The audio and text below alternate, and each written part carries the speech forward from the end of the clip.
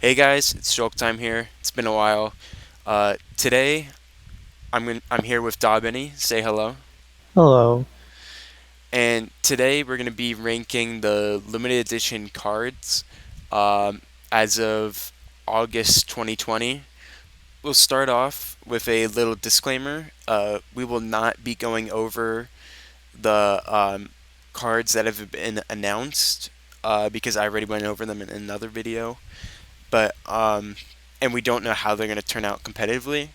So we're gonna leave those out of this video, but maybe in the future we'll come back and rank again, like top 17 limited edition cards.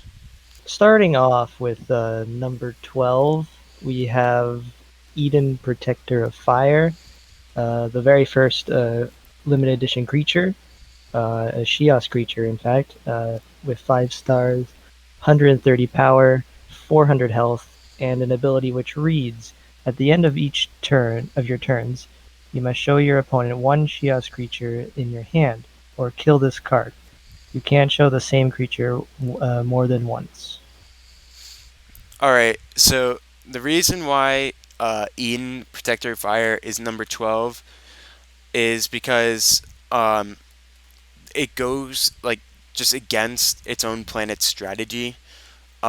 Chios typically wants to move fast, fast, fast, and this card is like um, it forces you to slow down because you're walling the opponent off. And it's just really giving your opponent time to build up a hand and build up cards to better deal with your cards. So it just goes against the strategy. And also, you can't show duplicates. So that means you're not going to have a big hand size because you're playing Shield, so you're playing fast. So this card is going to die like really quickly, and like even though it has 400 health, which should be good enough to make it survive, um, it just can't do that when you don't have any cards to support it. I mean, its ability is just there's no real benefit behind it. Like, there's no real advantage having this card over others other than maybe it's just a cheaper wall at best. And even then, there's a chance that you could just place it down and it won't even be able to make it to your next turn because you don't have another Shios card in your hand. Moving on to number 11 is a Galactic Shapeshifter. This came alongside um, Eden actually in the first battle box. The first resource card, limited edition resource card, um, with an ability which reads, shuffle this card with one creature on your opponent's planet. Your opponent picks one of the two cards without looking. If they pick their creature, it returns to their planet. If they pick this card, their creature is killed. Okay, so the reason why Galactic Shapeshifter is number 11 is pretty much just because it's inconsistent. It's a coin flip. You're better off just running any other removal card that's certain. Um, this one doesn't have any limitations, which is positive. Like, it's not like it's Supernova where it has to be used on a creature of no ability, or Abandonment where it has to be used on a creature not from the opponent's home planet. But it's a coin flip. Nobody wants to take that risk, and there is no reason to take that risk. Consistency is important. And this card doesn't really do that. Not an actual, but not an actual like competitive issue with the card though. Something else about the card is its artwork is actually sideways. Oh no, you had to uh, say it. Now everybody's gonna be peeved by that. Actually, like I haven't gone over that yet. It's been a few weeks. I still see it every time I look at it. Sorry, guys. Moving on to number 10 is we're jumping all the way from set 1 to set 3 with PHYCODURUS. One of the, I believe, two creatures. Yes, two creatures of set three's limited edition roster. It's a Gaia's creature um, with 5 stars, 160 power, and 260 health. And its ability, when this creature attacks and kills another creature, free play one Galaxy Phycodurus. Yeah, that's Yeah, Not very good. it doesn't fit with the Gaios meta at all. Like, there's no synergy with the planet Gaios. Um, the best you could do with it is maybe after you free play that one, you sack it to get a Kraka out. But if you already got your one Kraka out, there's no point. It's just there's if for this card to be good, there needs to be another 5 star. Um, but it's like after it kills another, so the opponent can react to it anyway. So if it doesn't survive, if both don't survive next turn, then you don't even get to bring out a 5 star. Um, Also, Yeah, it's yeah, this card has a super weak power uh, for its stars, like only 160. So that's like the stats are almost as like as if they were 4 stars on a 5 star, which kind of makes sense for its ability. But at the same time, the card has no synergy. So if it has no synergy and like 4 star stats, why would you play it? It's just all around just like it doesn't work anywhere, and that's why this card is number 10. at number 9 we have Phenominus the Bright. This came in the Legends of the Cosmos booster packs. It's the only creature in out of the 2 limited editions. It's a Roka creature, 8 stars, question mark power, and 400 health. Its ability is when you play this creature, its power becomes 100 uh, times the number of empty creature zones.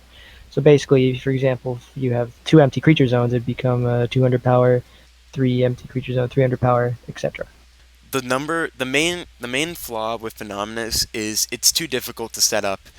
Part of the issue is um oh, in Chaos Galaxy, the way the game's played, almost all your creature plays are reactionary to the opponent's creature play. So you're already going to be down 2 creature zones from the total that are out, and um, that's a big deal when most games only get like 4 to 6 total in the entire game, and 6 is like a really long, drawn out game. If you're lucky and you face a specific deck like Skelly's, this card would actually be decent, but that's such a specific situation that it's not worth it, and it's not worth revolving a deck around. It's hard to get it even like 300 power, like that's difficult alone. So And it, also the fact that it's a Roka creature, and Roka in general is there's not much going for it currently. I mean there is starvation, but even that That's has about it. has its flaws. Yeah. Um, the one positive is if it's done correctly, this card can be explosive. It can deal high damage, but um, there's no real other point, I guess. I mean, the only thing I can say is I tried to make this deck work. I think this was actually before set 3, around the time it just came out. It's too slow. It's too slow to bring out at like at like full power. Too many zones. Zones are expensive. Nothing I can really say. I tried to make it work around the time it came out. It didn't really go too well, as it's just too slow. Uh, like it's not worth how expensive it is. Zones are expensive, especially creature zones. Like if this was for resource zones, this card would probably see a lot more use. But creature zones specifically, it just doesn't. It's too slow. And even if you can get it at like once you get it at what you would say what you would call its peak power, 400, 500 power, it's just a beat stick that's gonna die before you get to your next turn, most likely. And you would just been better playing another 8-star. Moving on though from number 9 to number 8, we have Angel Spacecraft. This is, I believe, the second permanent resource to be added to the limited edition roster in the set 3 battle box, um, which reads, when you cosplay a Syndian creature, you can draw one card, and if it isn't a Syndian creature, you kill it and discard. This card is number 8 because you, one card draw is pretty much equal to a Relics Mine. If you draw two, that's pretty much equal to Cosmic Treasure. And if you get more than three, then you're just really lucky. And you can rarely expect that to occur. Um, if you build around the card, you can get some good value out of it. But like it's you play down the card, and you if you instantly draw one, and it's not a Syndian creature, that's a -2. You literally play a card to get a -2, and if you hit one and then kill the next, that's still -1. You need to draw two, which is a 1 in 4 chance. Like 25% of the time, you're gonna be dead even. So you gotta hit three, or it's just not worth it. And you gotta be super lucky to hit three. Um, and that's just like it's not reasonable. This card has pretty much no reason to be played. Don't really have much to say, honestly. I haven't really seen this card in play at all, which kind of fitting for its place in the tier list. Just too much chance. Chance is not good enough in this game most of the time. Moving on from number 8 to number 7 is Galaxy Patrolman. Note, one of my favorite limited editions. In fact, my favorite limited edition artwork wise. Um, but anyways, it is a no planet creature, 6 stars, 170 power, 340 health, and an ability which reads, when a creature on your planet is attacked, you can kill one creature in your hand which comes from the same planet as that creature to cancel the attack. Okay. This deck. I mean, sorry. Okay, so this card. Really, there's no reason to play in any deck. It usually just fills up a deck slot. Um, Part of the issue with this card is that it has to get um, like the other creature has to be killed first for it to be able to activate its ability. This card would have been much better as like a hand ability, but it's not. So you have to have two creatures out simultaneously, and they have to kill the other one first. Um, and then you can kill your own card to sacrifice. But I think it's too easy to play around, and it's too hard to pull off. And when it does work, I mean, you better have some like good combo that actually makes it worth it. Um, this card does have some potential. In Syndian, if you can make a deck around like the small Syndian creatures, um, and maybe like add like omniplanetary disguise, uh, you could force the opponent to attack the smaller creature, and you can like kill Orbot from your hand, which is always a great option. Because then you can have it ready for the ability. But other than that, really, it doesn't have much use. I could see it being decent in the future, like possibly. I think the chances are slim, but I could see it happening. But right now, it's just a meh card, and you probably will. At this point, you're never seeing it really in meta. It was played in Galaxy Madness by RDJJ, but that's the only time I've ever really seen it played. I mean, all I can really say is that power is kind of pitiful, to be honest.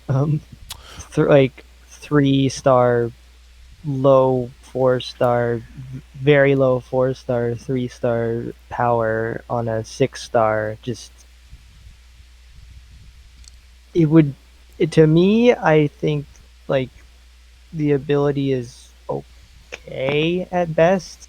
Um, but and it'd probably be better if you bumped up that power to at least 270, like another 100. Like it can't really kill anything at all. Like that's like it probably can't even kill a lot of 4 stars, to be honest. Um, Well, it probably could because most people run the high power 4 stars rather than the high health, unless it's against Barrow. My issue with the card, well, it's not really with the card, but Zach, it was originally a 5 star with 100 power and 340 health, and he thought it was like a little too weak, so he added 70 power and added an extra star, which, like, like 1 star equals about 100 power or health, and he added only 70. Like before at 5 stars, that was actually like a solid balanced card, but at 6, like that's just like the power doesn't add anything. He pretty much just added an extra star, and the power is meaningless in my opinion. All yeah, right. 6 stars is just a weird number for stars in terms for creatures. There's not a whole lot of 6 stars that are good. Yeah. um, Yeah. and unfortunately, um, Patrolman is not also a part of that group of not very good 6 stars. Well, now we're on the verge of the top 5, but before we get there, we have to go to number 6, which is the first attachment card, the planet Robron, which was the limited edition in set 2, um, with a very unique ability, which reads, "This card can only be attached to your planet, and while attached, your planet card's ability becomes the following: once per turn, you can kill one creature in your hand. All your creatures that are killed and on your planet become creatures from the killed creature's planet until the end of your opponent's next turn." Okay. This is my favorite card in the entire game. This is my favorite card, like period. No creature, no permanent resource, no resource, no uh other attachment and or activator uh trumps this card. This is my favorite card in the entire game. Um, and despite like it, okay, right now in the current meta, it really doesn't have any good combos. Like I made a deck that revolved around crossbones in that in ROBRON, and you would think that would work really well, because crossbones, if you kill a card from your hand, you attach it directly. But it's just like even there, I'm not even sure if it adds much to crossbones, and like same thing with Daibakadra. Um, it doesn't really add much to it. You really have to, if you're going to use Robron Diablokaja, you have to go the route of OTK, which is very difficult to set up. Like, very difficult. I've never seen anybody actually pull it off. Uh, but um, in the future, I do think this card can become really good. I think set 4, we might actually see a deck that's like tier 2, tier 3 that might actually use Robron. I don't see it being a broken card for the next like 2 sets, but I think it does have future potential. I think you said everything there needs to be said. We're now in the top 5, halfway through this through this top 10. Just making it at number 5, we have Dramaticus, which is from, I believe, set 2. Um, a barrow creature with 7 stars, 280 power, and 260 health. And its ability reads, Whilst your opponent's planet has more zones than yours, this creature can enter 2 different battle zones per turn. Dramaticus, the reason why I made number 5, it's just got like solid. It's not solid stats exactly, but it's not like a bad card. The other ones are too situational. Actually, this one's also super situational, but it can be used outside of those specific situations. And that's why this card is placed higher than those other ones, because this one doesn't necessarily require the ability to be played, though the ability is the main reason why you'd play it. Um, the issue is you need 2 battle zones and a creature zone to get out this creature. And that's already 3 zones, and you pretty much have to like refuse the buy zones to be able to actually get his ability off. Because when you run him in Barrow, actually, well, you don't necessarily need to run him in Barrow, but when you do run him in Barrow, um, you're typically running a lot less or more zones than your opponent because you get big star advantages. So it doesn't synergize great with Barrow, but this card could easily be stuck into another deck. Um, if you do play this card, like almost no one does, it can really catch them off guard, and uh, that's like 6 points right there. So if you're able to just like catch your opponent sleeping, maybe like stick this card on your sideboard for specific like decks, but you get it off, and that's 6 free points. And that's really solid. But that's really the only main advantage using Dramaticus. Alright, so moving on to number 4, we have Slush Machine, which is the first permanent resource to be added to the limited edition roster during set 2 in the battle boxes. Um, its ability reads, once per turn, when your opponent attacks and kills a creature on your planet which has 10 power and or health, add 1 creature from your galaxy to your hand which has 10 power or health. The creature you add must have the same power or health stat of 10 as the killed creature. All right. This is where I think these cards actually start like being meta cards or possibly used in the meta. And Slush Machine, uh, it has a solid deck that revolves around it. Has really cool combos like floating rock with non-floating rock on top. Uh, it works like great with that, and it's like got Thorngabork, floating rock with non-floating rock on top. Uh, Works good with Starship XXS and Blaze Elixir.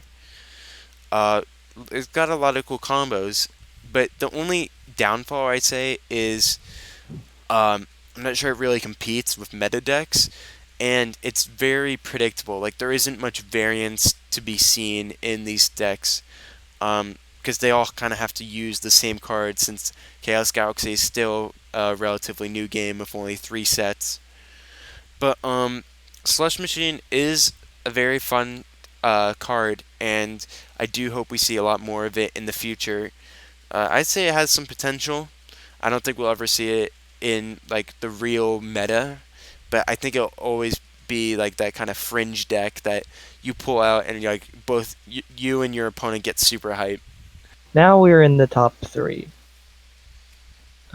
Starting off at number 3, we have COPEX Helmet. This is the second attachment to be added into the limited edition roster. Um, being added in set 3 in the battle boxes, its ability reads, the first time you play this card, attach it to any zone creature with an ability when that attached creature is killed, return the card to your hand. And then, the second time it's played, the attached creature gains the previously attached creature's ability. Okay, so Copex Helmet, I think this is universally agreed. It has pretty much unlimited potential. Um, it like seriously, like unlimited potential. Um, that people are saying like we might have to see like COPEX element like banned in set four because it's already got like OTK and some solid uses that aren't quite meta, but it has solid uses and it could be a really scary card if a card that allows it to take its ability just allows for some crazy combo. Um, the only downfall of Copex is that it doesn't really go well with any of the meta decks right now. The only one I could see is Ozos, where you put it on the main Ozo Titan, then on another card. But that deck doesn't run unless they're using like a Barrow variant. It doesn't run many high health creatures that are vanilla and can hold on to the Copex. But yeah, this card, this could be our next ban card. Would not be surprised if we saw that. Okay, Daubeny. You also sometimes see it with, or at least I have sometimes seen it with Point Phantom.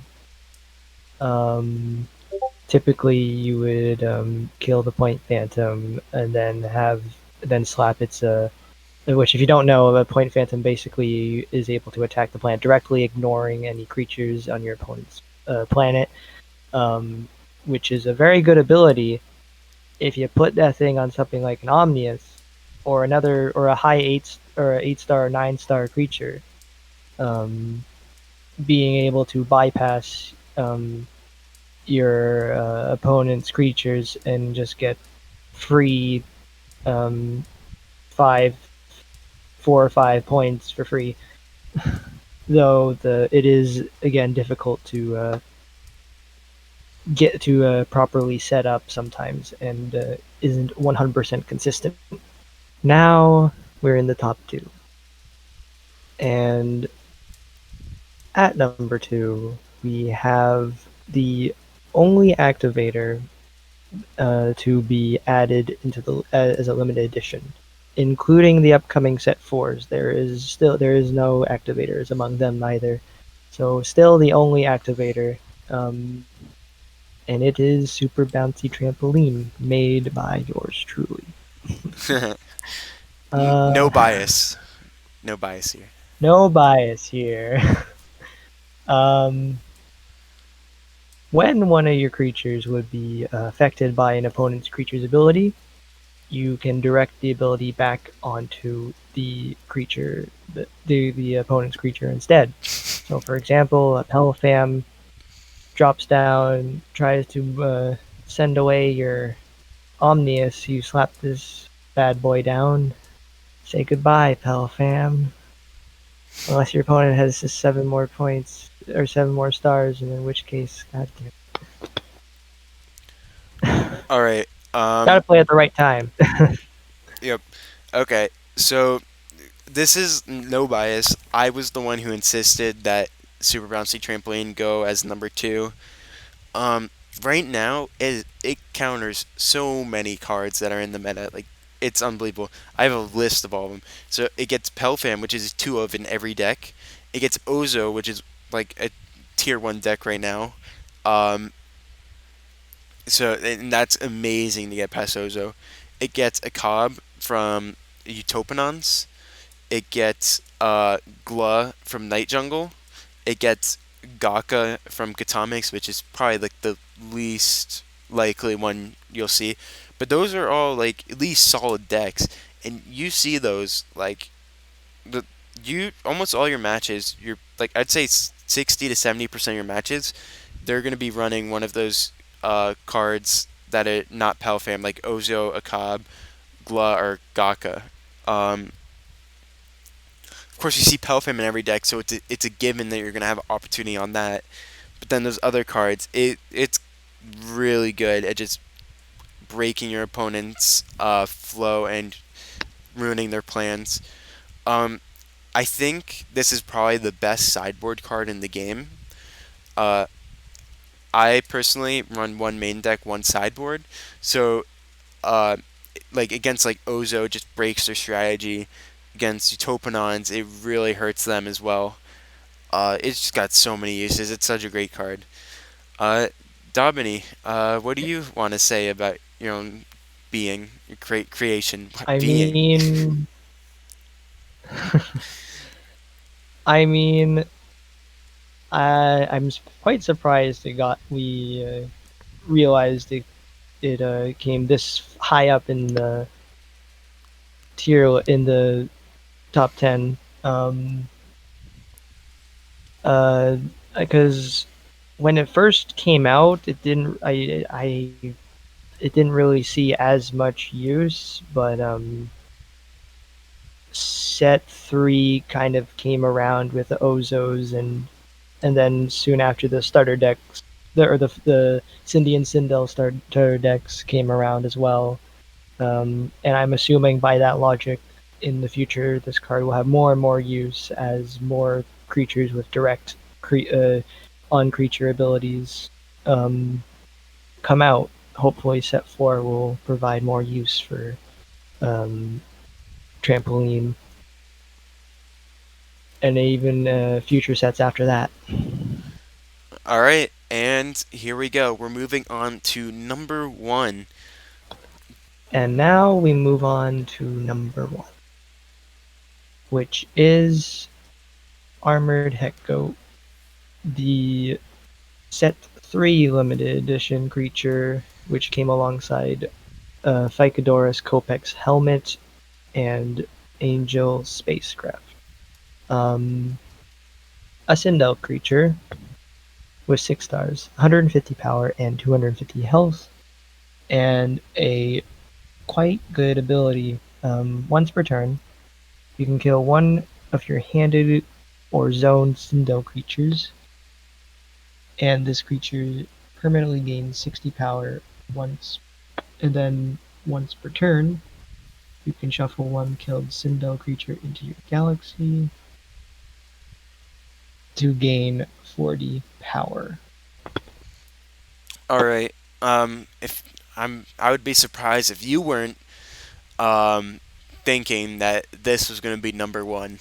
It's pretty much obvious. It loops cards like Pelfam, Cerebram. It can loop any of those amazing cards that are from Sindel, and it synergizes with Sindel. Like you can kill a Skelipede from hand, or Skelipede or a Skelligast. You could kill a Wackuman, which does a card draw and allows it to gain 60 power. Um, it's just an overall great card. Uh, it's 40. I mean, 4-star stats on its own, but if your opponent uh, lets it stay out for too long, it just keeps cycling cards and it keeps gaining power, and it's an issue if your opponent can't deal with it. Uh, it really adds to the Sindel deck, and it's part of the reason why Sindel Control is considered uh, one of the best decks, if not the best, in the entire game.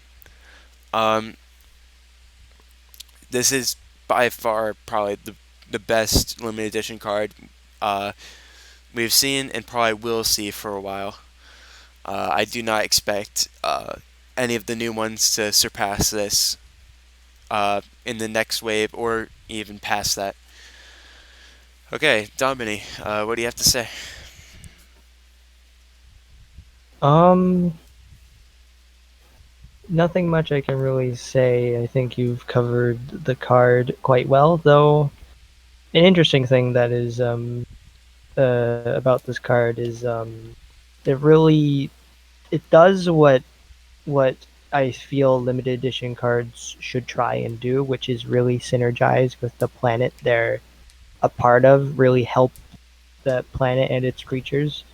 Um, while of course you can have cards that do more generic abilities, I feel like um, out of all the currently released limited edition creatures, only two of them actually have anything to do with their actual planet cards. That being Eden and Heck Goat.